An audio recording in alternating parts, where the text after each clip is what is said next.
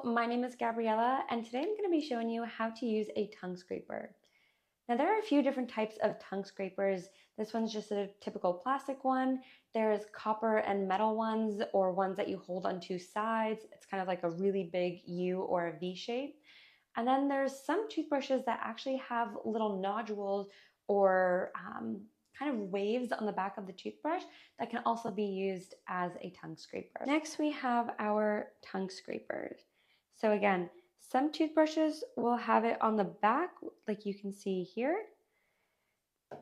But most people tend to scrub their tongue, and that's a big no-no. That's actually going to create longer cells, creating a hairy tongue look and appearance, and that's actually going to create more bacteria buildup.